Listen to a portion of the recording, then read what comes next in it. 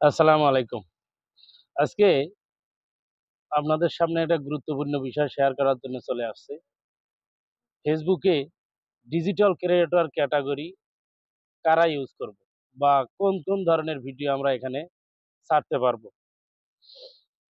ফেসবুকে digital creator হিসেবে আপনি যেসব ভিডিও ছাড়তে পারবেন বা ভিডিওগুলো শেয়ার করতে পারবেন তা সাধারণত আপনাদের ধরন, উদ্দেশ্যের উপর নির্ভর করে। তবে কিছু বিষয়ের ধরন ভিডিও ফেসবুকে ছড়ানোর জন্য কিছু গাইডলাইন মেনে চলতে হবে। আপনাকে ডিজিটাল ক্রিয়েটর ব্যবহার করে আপনাকে কিছু নির্দিষ্ট গাইডলাইন মেনে আপনাকে কাজ করতে হবে। যদি আপনি গাইডলাইন মেনে কাজ করেন তখনই এখান থেকে এই সফলতাগুলো পাবেন। আপনি কোন ধরনের ভিডিও আপলোড করতে পারবেন? এটা হইতে পারে আপনার লাইভ স্ট্রিম ভিডিও।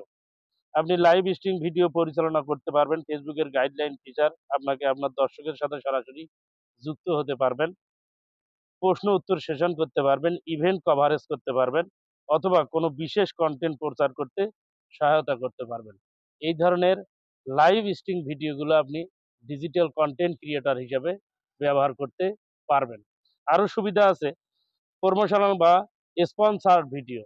যে ভিডিওগুলো আপনি স্পন্সর করবেন বা স্পন্স করবেন এই ধরনের ভিডিওগুলোও এই ডিজিটাল ক্রিয়েটর হিসাবে আপনি ইউজ করতে পারবেন। কি ধরনের?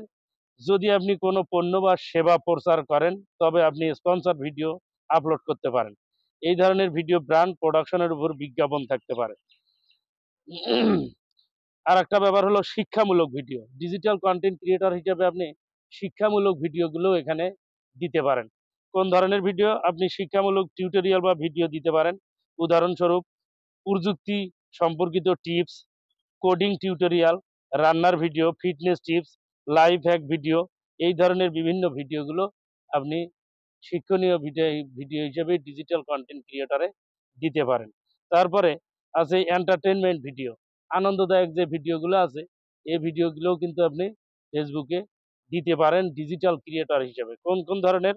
সেটা হইতে পারে বিভিন্ন ধরনের ভিডিওর মাধ্যমে ফলোয়ারদের মাধ্যমে সম্পর্ক গড়ে তোলার সুযোগ তৈরি করতে পারেন। Brand paid video content. আপনি ব্র্যান্ডের পক্ষে পেইড ভিডিও কনটেন্ট, পণ্যের রিভিউ ভিডিও কনটেন্ট করতে পারেন এই ডিজিটাল কনটেন্ট ক্রিয়েটর হিসেবে।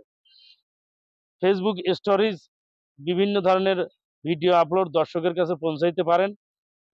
তারপরে হলো ভিডিও ব্লগ ভিডিও। এই যে ডিজিটাল কনটেন্ট ক্রিয়েটর হিসেবে আপনি ব্লগ ভিডিওগুলো তৈরি করতে পারেন। ব্লগ ভিডিও তৈরি করেও এখান থেকে কিন্তু আপনি ছাড়তে পারেন। কিছু বিধিনিষেধ আছে, কিছু বিধিনিষেধ আছে। আপনার ডিজিটাল কনটেন্ট ক্রিয়েটর হিসেবে কিছু বিধিনিষেধ আছে। এই বিধিনিষেধগুলো মেনে যদি আপনি ফেসবুকে ভিডিও আপলোড করতে পারেন, তাহলে আপনি ডিজিটাল কনটেন্ট ক্রিয়েটর হিসেবে সফল পাবেন, সফলতা হবেন ইনশাআল্লাহ। Thank you, best of luck. পরবর্তী ভিডিওতে আমি আপনাদেরকে পাবলিক ফিগার এবং ভিডিও ক্রিয়েটর হিসেবে কথা বলবো।